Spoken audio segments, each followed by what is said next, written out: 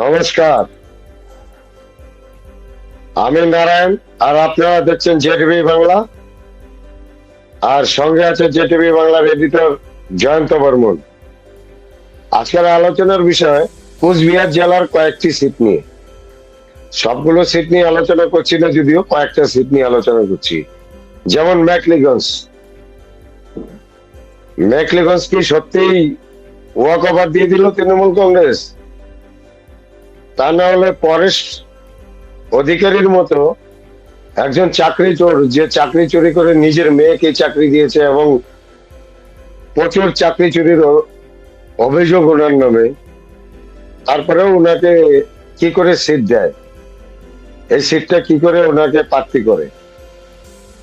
তো যতটুকু আমার মনে হয়, মমতা ব্যানার্জি সম্পূর্ণভাবে উত্তরবঙ্গকে ওয়াক ওভার দিয়ে দিয়েছে বিজেপির হাতে, যে এখানে আর আমাদের কোনো কিছু হবে না, বেকার এখানে আর বেশি ঝামেলা পাকিয়ে লাভ নেই।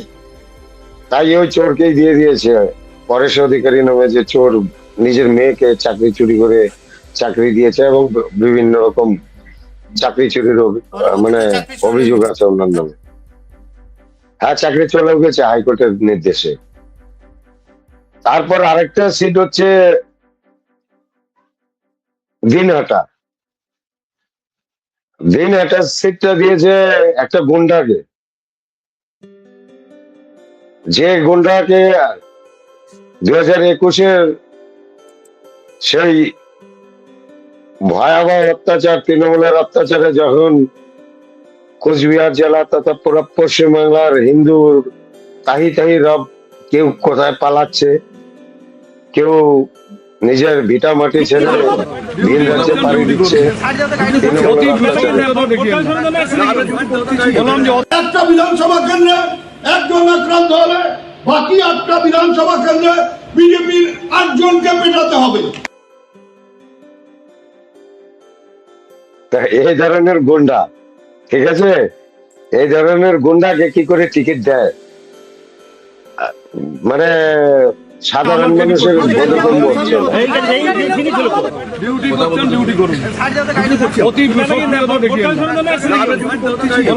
একটা বিধানসভা কেন্দ্রে একজন আক্রান্ত হলে বাকি 8টা বিধানসভা কেন্দ্রে বিজেপির 8 জনকে পেটাতে হবে। তো এই ধরনের গুন্ডাকে কি করে ক্যান্ডিডেট করলো, কে করে যে তৃণমূলের টিকিট দিল, সাধারণ মানুষের বোধগম্য হচ্ছে না। এই ধরনের গুন্ডার বিরুদ্ধে ওখানকার যারা রাষ্ট্রবাদী মুসলমানরা আছে তারাও খেপা, তারাও বলছে যে আর যাই হোক, এই ধরনের গুন্ডার পিছনে আমরা থাকতে পারি না। আমাদেরকে মমতা ব্যানার্জি দুধাল গাই বলেছে, মানে একটা পশুর সঙ্গে তুলনা করেছে, তাও ঠিক আছে, তাও আমরা তৃণমূলের সঙ্গে ছিলাম, কিন্তু এই ধরনের গুন্ডার পিছনে থাকা সম্ভব না। তাই এবার যারা রাষ্ট্রবাদী মুসলমান আছে তারা তো আগে ছেড়ে দিয়েছে, যারা নিজেকে নিজে জানোয়ার বলার পরেও তৃণমূলের সঙ্গে ছিল, তারাও আজকে ভাবতে শুরু করেছে যে এই গুন্ডার পেছনে থাকবো কি থাকবো না, এই গুন্ডাকে ভোট দিব কি দিব না। এই গুন্ডা যে গুন্ডামি করছে কাদের শক্তিতে, কাদের শক্তিতে গুন্ডামি করছে? যারা দোদাল গাই তাদের শক্তিতে। তো এবারে এরাও থাকছে না পিছনে, এর গুন্ডামি আর চলবে না, এবার ফেল হতে চলছে দিনহাটাতে। তারপর হচ্ছে মাথাভাঙ্গা। মাথাভাঙ্গা সাবলু, এবার পড়েছে শাবলু বর্মন। শাবলু বর্মন একটা গুন্ডা তো বলবো না, তবে গুন্ডার পাও চাটা লোক। মাথাভাঙ্গায় যারা বড় বড় গুন্ডা গুলো আছে, আমি নাম বলবো না, নাম বলে কারোর সঙ্গে দুশ্মনী করতে চাই না, তবে সবাই জানে মাথাভাঙ্গায় কারা কারা বড় বড় গুন্ডা আছে। এইসব গুন্ডাদের পাও চাটনি বলা হচ্ছে এই শাবলু বর্মন। তো আর একদিকে হচ্ছে